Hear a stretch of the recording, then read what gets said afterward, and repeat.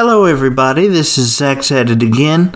I'm your host, Zach Cooley, and I'm very pleased and proud to be here today with the person whom I believe to be the greatest singer in the world today, who just also happens to be the love of my life. My wife, Emily Cooley, is here live with me. Thank you so much for joining me, honey. Thank you, love. Thank you for that wonderful introduction. Well, I'm happy to be here to be talking about your brand new show that you have. And I want to ask you first, the reason that you came up with this new show, which is called A Tribute to the Queen of Rock and Roll, which is none other than the late Miss Tina Turner, who we lost last May. We came up with this show together because you have always told me that you want to be able to sing rock and roll. Now, with somebody with as beautiful and soulful and as powerful a voice as you have, that many people would kill to have half the talent you have. Why did you want to sing differently than your voice quality? What made you want to sing rock and roll? Well, I love rock and roll, of course. I was raised on it. My dad introduced me to it through the Beatles, as you know, and listened to the Beatles all the time.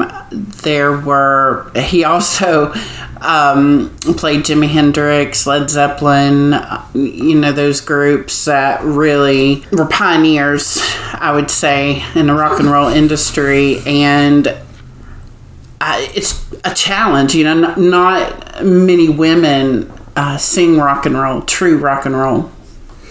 And that leads us to the importance of your program, because 50 or so years ago, there was another lady with a very powerful, soulful voice who wanted to sing rock and roll, and it was very taboo for her to sing rock and roll, and her name was Miss Tina Turner, and that's how we came up with you doing a Tina Turner tribute program. Now, did I get you into Tina Turner? Because everybody knows that I've loved Tina Turner my whole life. She was my very first concert when I was 12 years old.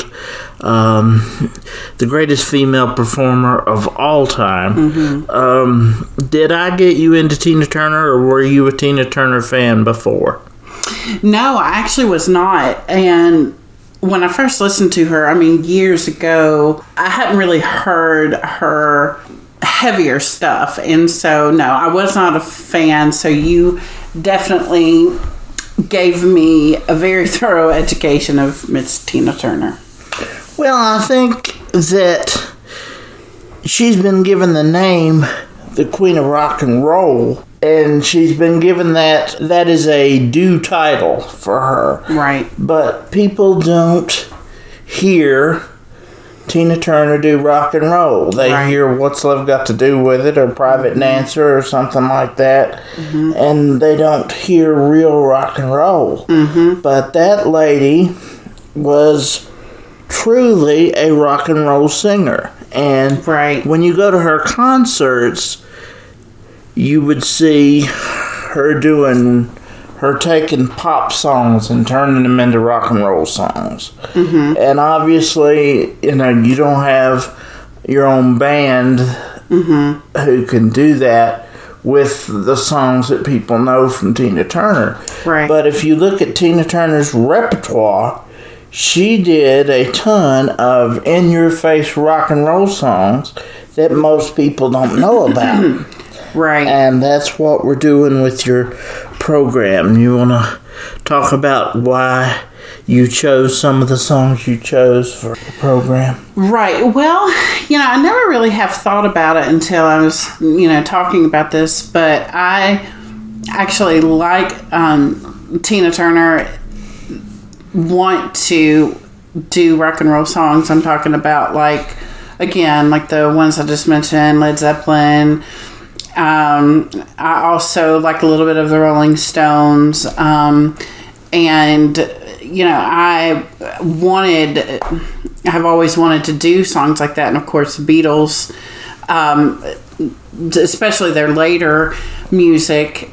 And so the ones that I chose, the reason that I chose them is because, like you said, again, you don't hear those songs and played, which definitely should be played, of course, or it should be well known, but they're also grittier than what, you know, like you said, What's Love Got to Do with It, which you hear all the time. And also even Proud Mary is considered to be a rock song because it was originally that's right, Creedence Clearwater Revival, right? But even that doesn't really showcase her ability to really do that hard, gritty rock and roll. And you mentioned Led Zeppelin, and those are the songs that we're going to hear in your program. You're going to hear her interpretations of Led Zeppelin, the Beatles, the Rolling Stones, Bryan Adams, David Bowie, The Who. You know, she first had her first solo breakout away from Ike as the Acid Queen in the Who's rock opera film Tommy. And that's the first time anybody really heard her do a real rock song, and that even though I didn't want to give her freedom, most people know of the abuse that she underwent at his hands, but he also limited her musically. She never got a paycheck for anything she did. It was her idea to do Proud Mary, of course, the biggest hit of their career, which he finally allowed her to do, but most of what she did was his idea, and it was straight R&B, all of it. So when she had that big success by herself, Ike decided, well, I'm going to capitalize on this, and I'm going to let her put out her own album. And she did. That's when she did the cover of a lot of the songs we're going to hear tonight. The Acid Queen solo album of Tina Turner has Led Zeppelin, the Rolling Stones, and The Who, and that's what we're going to hear from you. And as we were talking last night, and I want you to talk some about this, it is still taboo, even in the 21st century, for a woman to sing rock and roll in some aspects. Would you agree with that?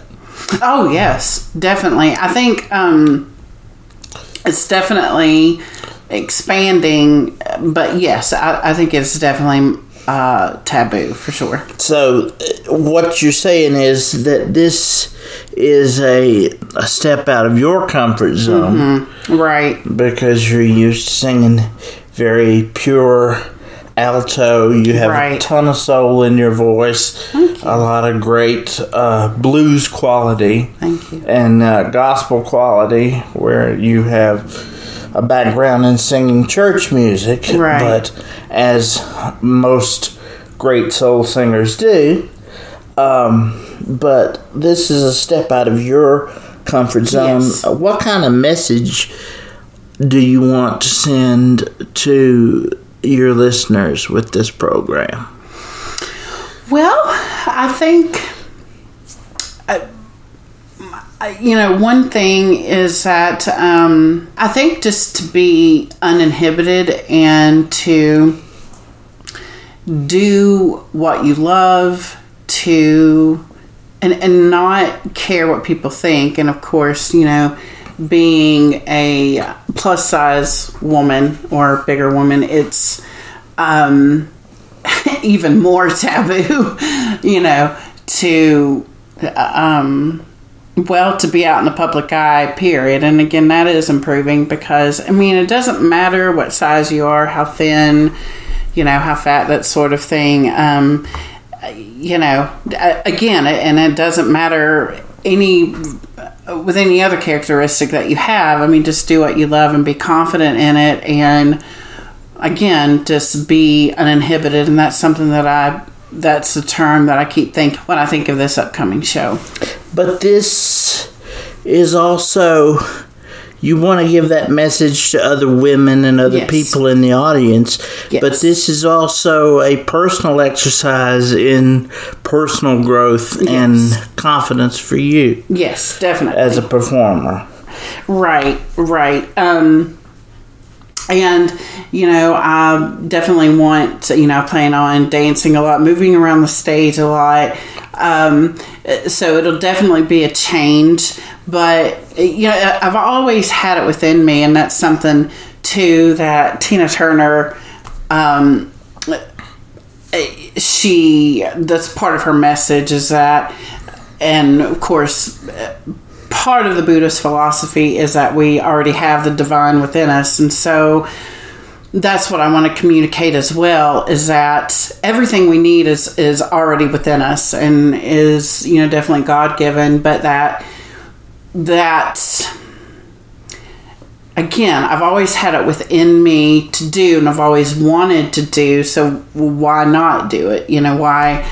Why hold myself back? And definitely it will be a show of personal growth and more confident, and just, again, like you said, step out of my comfort zone and show people that I am capable of dancing and singing, that I do have rhythm. As Tina Turner was. Yes, absolutely. Tina Turner was one of the few performers who could dance and sing at the same time. Yes. We were looking at clips of Michael Jackson, and while he was this great dancer, absolutely, you didn't see a lot of singing from him, or you could tell he was singing to a track. Right. I can tell you from personal experience that Tina Turner was not singing to a track in 1997 at any point, nor was she still at any point.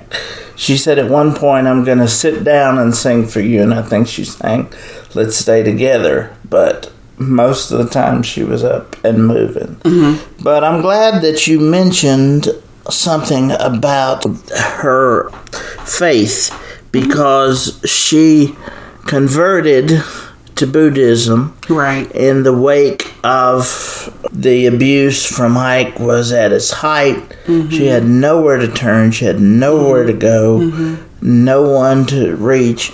So she learned from a friend a principle of chanting. Yes.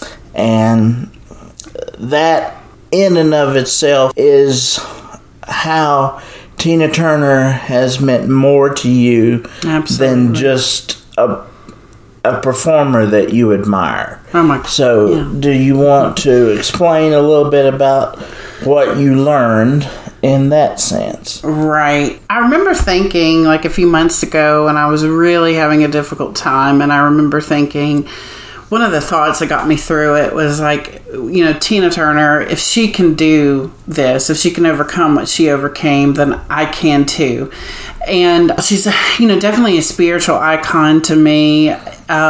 She definitely serves as an example of enlightenment, meaning where she got to the point to where she was, just very compassionate, very wise, and which I think she always had that within her. But there was something that I thought was kind of interesting, and I'm not particularly a fan of Madonna, but anyhow, where Tina Turner and Madonna and Courtney Love all appeared on the cover of Rolling Stone magazine. Kurt Loder actually co-authored her autobiography in 1986, I, Tina, which is a great read. But what you're specifically talking about, and I want to preface that, is a book that Tina Turner wrote which was a spiritual guide for people called Happiness Becomes You. And she converted to the Buddhist faith, but she is not encouraging people to convert to any faith. Right. What she is doing is teaching the principle of Nam-myoho Renge-kyo, which is what? Okay, it is basically it's opening up. It's positivity in, positivity out, but it's the actual phrase. How she gave the translation was, "I devote myself to the universal mystic law of cause and effect through the sound vibrations of Buddha wisdom." And what that means is that you find a peace within yourself to change what you don't like about your situation. Right. It's that empowerment, and that's another thing that she exudes, is that empowerment, and she encourages others to be empowered. And the book, when I had ordered it, of course, as you know, ordered it as a Father's Day gift for you, but she had just passed away, and so everybody was rushing to purchase her books, and so it was out of stock at the time, so we didn't get it until several weeks later. And it came at the perfect time, and it had, you had read a little bit of it, didn't get into it at first, and later on, it became kind of like a Bible for me, honestly. And I'd never, I've read self-help books and that sort of thing, but this book was just far beyond anything I could have that has ever helped me. And I remember thinking, well, I'll give it a try. I mean, I have nothing to lose. And then just more and more and more, and it has helped me. And there is a quote or thought of, when you see yourself clearly, then you can change anything, within yourself.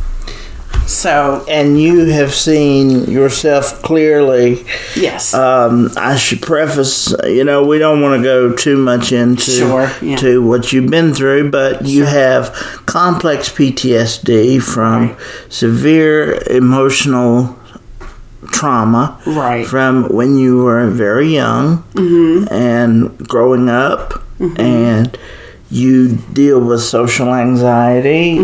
You have major depression. You have went through some very serious mental difficulties, and you have been through all kinds of therapies, all kinds of different regimens to help yourself, and nothing has helped you more than these 6 simple syllables. And I want to reiterate for anybody listening to this, just because you chant these 6 syllables, it does not make you a Buddhist. It does not make you a Buddhist. Sure. There are verses in the Bible that Tina Turner uses openly. But basically what this book is about is meeting you where you are, and saying that we all have a piece of God in us. And you find that piece of God, and you have found that piece of God inside you for the first time in your life. Oh, yes, definitely. And, in the book, she, also says, if you never chant ever, just as long as you find happiness and peace, that's what, and she said, if I can help do that, then I'm very happy.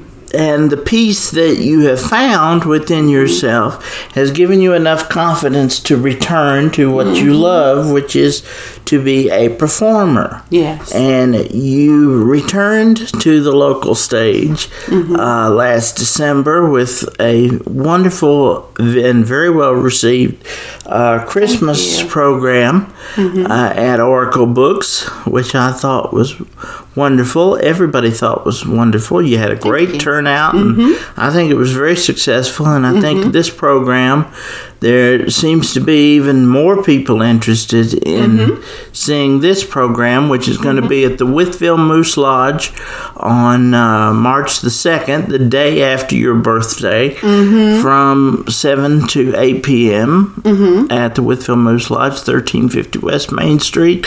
Please come to the social quarters and hear this great show. It's free. It's about an hour, and we've got about 15 or so great songs. As I've said before, you're going to hear Tina Turner-inspired renditions of the Rolling Stones, Led Zeppelin, the Beatles, The Who, U2, Bryan Adams, David Bowie, all kinds of pure, full-fledged rock people. And what I think is very interesting is, everybody knows the Private Dancer album. Everybody knows What's Love Got to Do with It, Better Be Good to Me, Private Dancer, those hit songs, and they're great songs. But she wanted to establish herself as the Queen of Rock. But a lot of the heavier rock songs, which are really killer songs, like I Wrote a Letter and Don't Rush the Good Things, which you'll hear at her performance, were left off the record. I remember us listening to Private Dancer and saying, well, she was supposed to be the rock queen, and she the heaviest ones were left off the album. But there are a couple of them that were on the album that you're going to do. Talk a little bit about I Might Have Been Queen. That's one of your favorites. Yes. A few years ago, that was something. It was one of the songs that became my anthem, one of the anthems, and just, also, looking at her story, I mean, as far as her personal story is concerned, I mean, there were more struggles in her life than being married to Ike Turner, and which was more than enough for sure. And struggles that might, if it's fair to say this, might even be a bit deeper in some ways than with Ike Turner. Right. Right. There were, rejection from her parents, the racism, being a woman, right, and also ageism.